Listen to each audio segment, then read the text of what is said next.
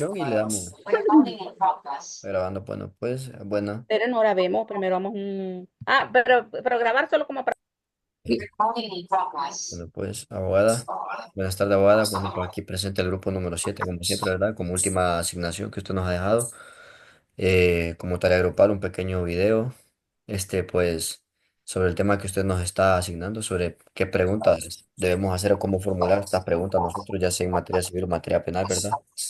Y pues aquí nuestro grupo pues ha investigado cada quien una pequeña parte de qué tipos de preguntas se pueden hacer y de igual manera definiremos si algunas de estas se pueden intervenir o cómo se pueden objetar o qué estructura tienen, si serán capciosas, si serán sugestivas, si serán preguntas inútiles. Y pues bueno, más que todo mencionar que en materia civil también tenemos lo que son preguntas que se le pueden hacer a un testigo en manera abierta o descriptivas o para acreditar su testimonio, más que todo, ¿verdad? Tenemos las preguntas abiertas, preguntas descriptivas y preguntas para acreditar el testimonio. Preguntas abiertas, pues, son preguntas que no tienen mucha complejidad, como preguntarle si sabe algo sobre el caso que está viendo, hechos, que si puede decirle a la corte lo que pasó tal fecha, de tal año o el indicarle el horario, cuál era el horario indicado, si se acuerda, quién estaba ahí o quiénes estaban ahí durante el trato, durante el hecho, durante el acto que se llevó a cabo, qué fue lo que se dijo correctamente, concretamente, qué fue lo que se escuchó, ¿verdad? O por qué se hizo eso, o por qué hizo eso, ¿verdad? ¿Cómo actuó, de qué manera, ¿verdad? Y pues estas preguntas pueden ser objeto de objetarla, ¿verdad? O sea, se pueden objetar también porque a veces no profundizan mucho, pero tratar de no hacer preguntas que intervengan en un sí o un no, ¿verdad? Preguntas que queden ahí, sino que traten de explicar más los hechos y los acontecimientos en primera instancia para que el caso se vaya esclareciendo, ¿verdad? Pues la dejo con mi compañera Ana para que ella también nos pueda ahí acompañar un poco en los aportes que ella tiene. Hola. En una audiencia, los interrogatorios a testigos y peritos son esenciales para esclarecer los hechos. Y tenemos los interrogatorios directos, que podrían ser para aclarar, establecer una identificación, como por ejemplo una pregunta tipo, ¿podría decirnos su nombre común? ¿Cómo conoce a las partes involucradas acerca de hechos? ¿Qué observó el día del incidente? Y un ejemplo de una objeción podría ser que si la pregunta es compuesta como vio el carro y cómo era, objete con objeción, pregunta compuesta.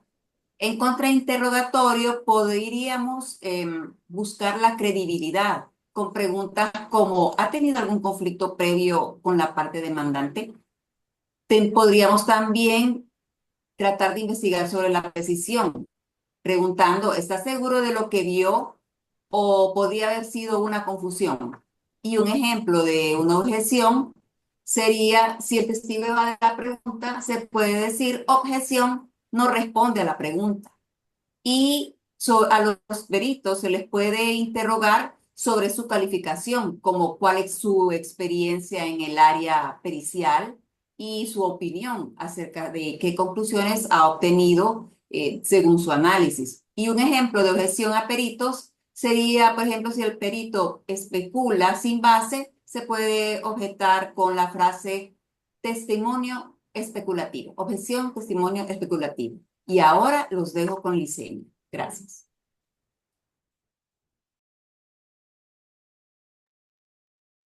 El micrófono.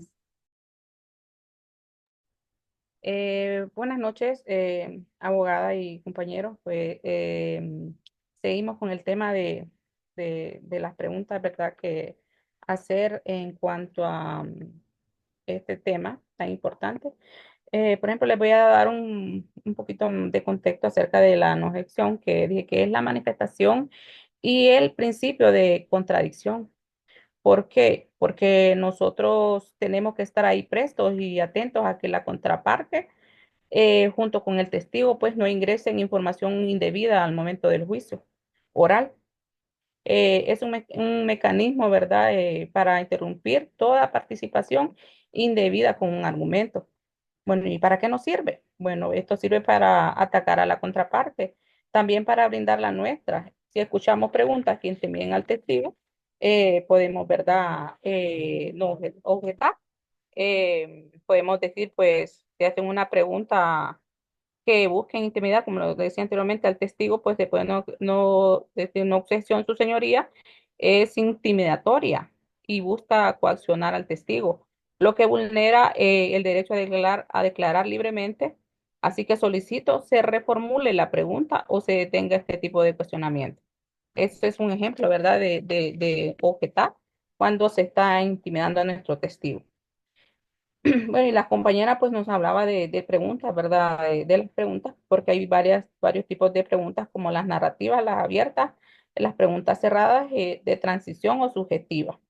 Un ejemplo de la pregunta narrativa, que es la que narra, lo mismo lo dice, narrativa, es narrar los hechos, ¿verdad?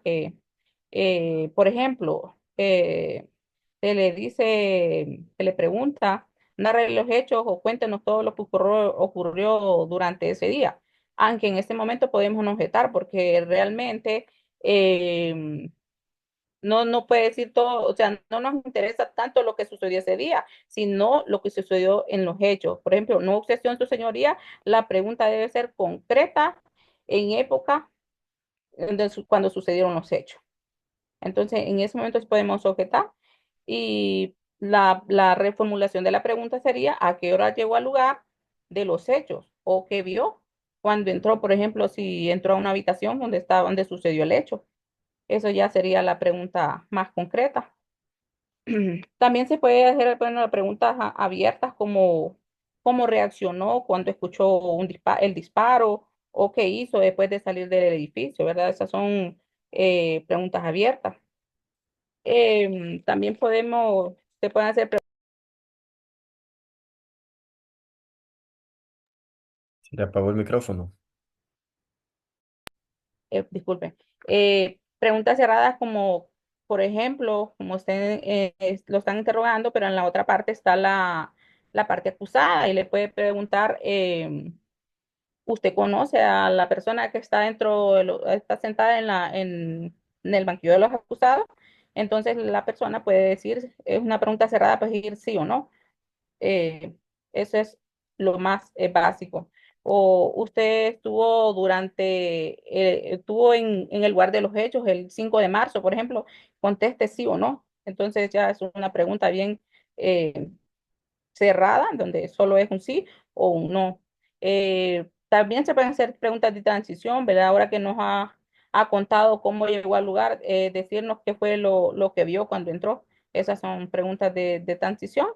Entonces, esa es mi parte en la que yo entendí, pues, en toda esta parte de la no gestión y esos temas de preguntas y al acusado y las no objeciones que posiblemente se puedan hacer. Gracias. Ok, bueno, pues concluyendo, ¿verdad?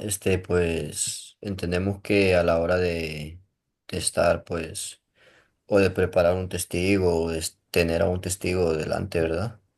En un juicio, pues, plantear aquellas preguntas que de una u otra forma, bueno, uno cuando las plantee y uno sea una parte como acusadora, plantearlas de una forma que tal vez no sean objetadas o a la hora de reformularlas también poder reformularlas de manera inmediata y precisa, ¿verdad? Y que el juez pues que todo esto pueda captar la atención del juez, ¿verdad? Inmediatamente y dar a entender cuál es la intención, ¿verdad? Y también entender de que a la persona que se tiene adelante y a la que se le están haciendo este tipo de preguntas, pues es una persona también y que también tiene sus derechos, ¿verdad? Aún, y que de una u otra forma merece respeto. Entonces, no adentrarnos a un aspecto como de negatividad, de sentimientos, sino como más de ética y de profesionalismo, ¿verdad? Por parte de nosotros como apoderados legales, como representantes legales, como profesionales del derecho, ¿verdad?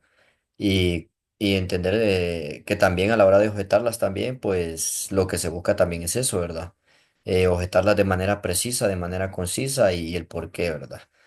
Fundamentar cada objeción que se va a hacer y nuestro Código Procesal Civil y nuestro Código Procesal Penal pues contemplan este tipo de fórmulas que nos permiten a nosotros pues entender cómo nos vamos a dirigir a los testigos, cómo nos vamos a dirigir a los jueces en relación a este tema, ¿verdad? Y pues esa es mi conclusión y no sé si mis compañeras tienen una conclusión que agregar, Ana o Licenia, para así podemos cerrar con el tema, ¿verdad?